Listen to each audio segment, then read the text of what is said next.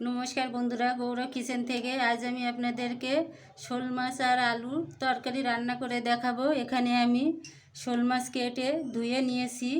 এখানে নিয়েছি আলু, এখানে চুই ঝাল আর কাঁচা ঝাল কেটে নিয়েছি। এখানে হলুদ গুঁড়ি নিয়েছি, লবণ, জিরার গুঁড়া, ধনিয়ার গুঁড়া আর শুকনো ঝালের গুঁড়া নিয়েছি। এখানে আদা বাটা আর জিরা গোলমরিচ বাটা নিয়েছি। এখন আমি মাছে হলুদ লবণ মেখে নেব। লবণ পরিমাণ মতন, হলুদ গুঁড়ি,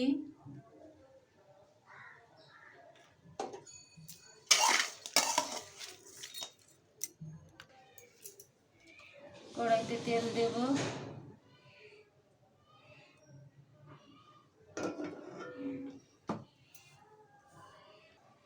বন্ধুরা দেখুন আমার তেলটা গরম হয়ে গেছে। এখন আমি মাছগুলো ভেজে নেব।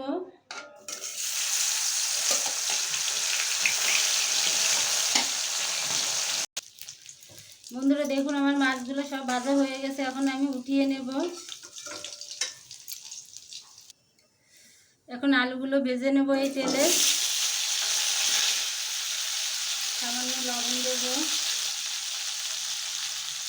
একটু হলুদ গুঁড়ি,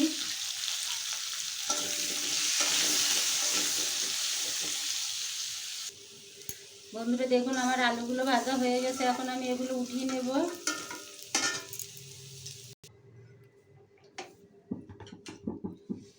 এখন আমি আদা বাটাটা দিয়ে দেব।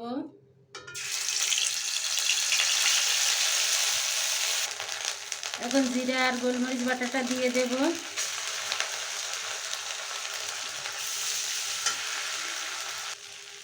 বন্ধুরা দেখুন আমি এখন ঝালের গুঁড়া আর ধনের গুঁড়াটা দিয়ে দেব।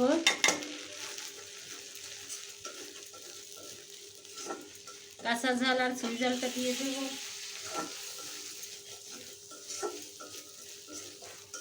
মশলাটা ভালো করে কষিয়ে নেওয়ার জন্য একটু জল দিয়ে দেব।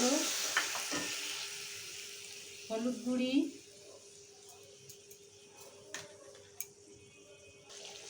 বন্ধুরা দেখুন আমার মশলা থেকে তেলটা ছেড়ে দিয়েছে। এখন আমি পরিমাণ মতো লবণ দেব। আলুগুলো দিয়ে ভালো করে ভেজে নেব।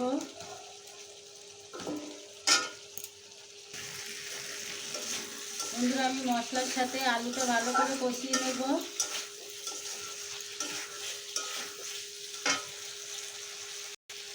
বন্ধুরা দেখুন আমার আলু আর মশলাটা কষানো হয়ে গেছে। এখন আমি ঝোলের জন্য জল দেব।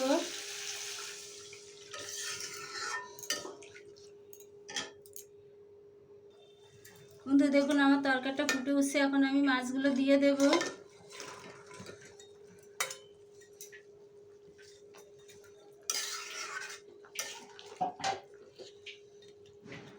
এখন আমি 2 মিনিটের জন্য ঢাকা দিয়ে রাখবো।